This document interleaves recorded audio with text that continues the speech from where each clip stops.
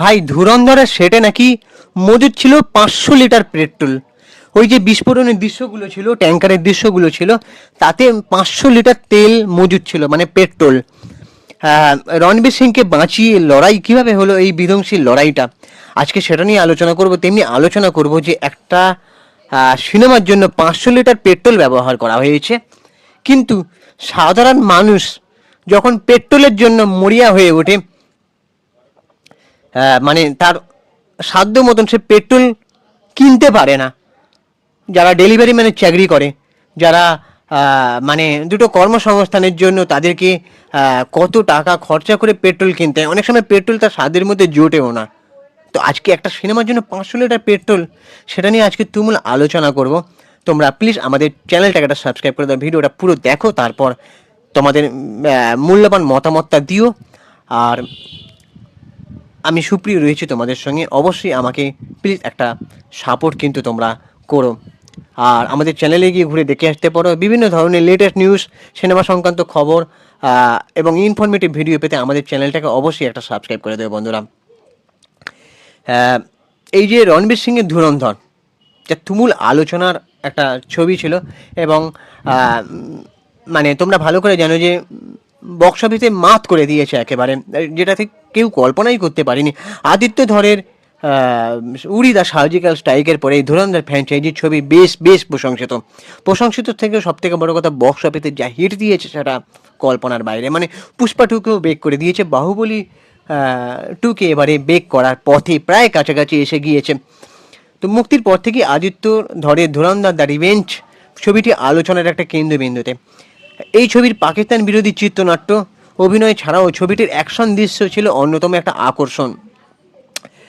ছবির অ্যাকশন দৃশ্যের নির্মাতা তথা SFX সুপারভাইজার বিশাল ত্যাগী জানান যে ক্লাইম্যাক্সে রণবীর সিংহ এবং অর্জুন রামপালের লড়াইয়ে প্রতিটা বিস্ফোরণই ছিল নাকি আসল। ইয়েস, শ্যুটের জন্য নাকি ব্যবহার করা হয়েছিল 500 লিটার পেট্রোল। মানে তারা বলতে চাইছে যে গ্রাফিক্স ছিল না, এটা নাকি আসল বিস্ফোরণ দেখানো হয়েছিল।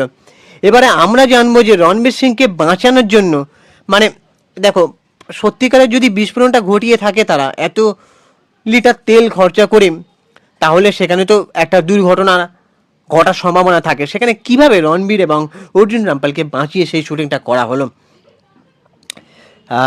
দেখো, এই সিনেমাটা মানে পর্দায় যে ধরনের বিস্ফোরণের দৃশ্য আমরা দেখেছি, এই দৃশ্যের ক্ষেত্রে পরিচালকেরা CGI নামক একটা প্রযুক্তির ব্যবহার করে থাকেন। CGI একটা প্রযুক্তি, একটা টেকনিক্যাল প্রযুক্তি, কিন্তু এই ছবির ক্ষেত্রে নাকি তেমন কিছু ব্যবহার করা হয়নি।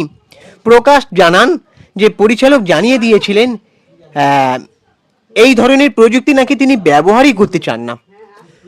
এই ধরনের ভয়ানক দৃশ্য শ্যুট করাটা নাকি বেশ বেশ ঝুঁকিপূর্ণ, তাই এই ধরনের ঝুঁকিপূর্ণ কাজ সেখানে অভিনেতারা নিজেরাও উপস্থিত থাকছেন। ধুরন্ধরের দৃশ্যে একের পর এক বিস্ফোরণ, বন্দুকের গোলাগুলি থেকে শুরু করে গোটা তেলের ট্যাঙ্কার উড়িয়ে দেওয়ার মতন দৃশ্য রয়েছে। এই সব কিছুই তারা বাস্তবে শ্যুট করেন। প্রকাশের কথায় আমার উপর প্রযোজনা সংস্থার অনেক চাপ ছিল।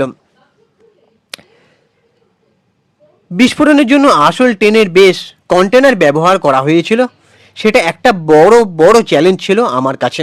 কিন্তু আমরা আত্মবিশ্বাসী ছিলাম যে প্রযোজনা সংস্থা আমাকে 250 লিটার পেট্রোল ব্যবহার করতে বলেছিল, কিন্তু আমি যে ধরেছিলাম 500 লিটার জ্বালানি লাগবে।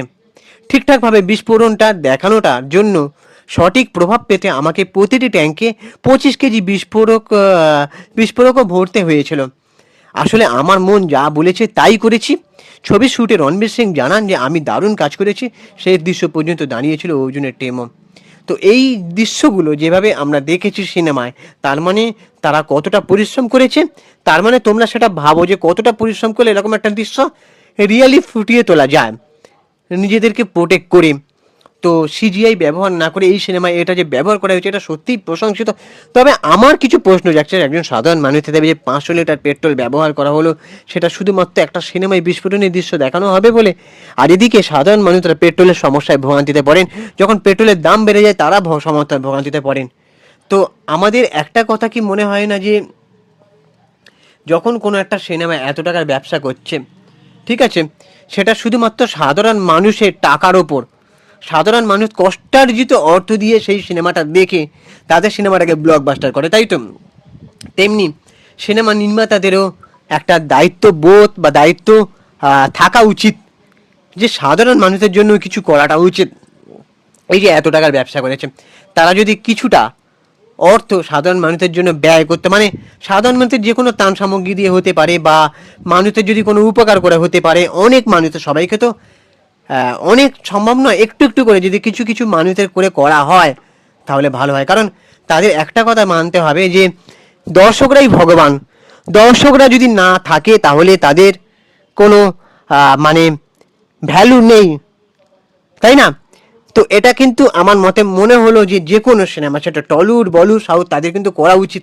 যখন দেখছি এত বড় একটা হিট ফ্র্যাঞ্চাইজি তৈরি হলো দর্শকদের ভালোবাসায়, তাহলে দর্শকদের জন্য কিছু করাটা উচিত নয় কি? তোমাদের কি মনে হয়? তোমরা অবশ্যই এই বিষয়টা অবশ্যই কমেন্ট করে জানাও। আর আমাদের ইউটিউব চ্যানেলটাকে একটা সাবস্ক্রাইব করে দাও, ভিডিওটাকে একটা লাইক দাও। পুরো ভিডিওটা এতক্ষণ ধরে দেখার জন্য ধন্যবাদ। আর আমি ইনস্টাগ্রামে রয়েছে সুপ্রিয় বৈতলের সিনেমারি, অথবা চিঙ্কি বাবু 253, অনেক গিয়ে ফলো করে দাও। চলো টাকা দেখা হচ্ছে পরে ভিডিওতে।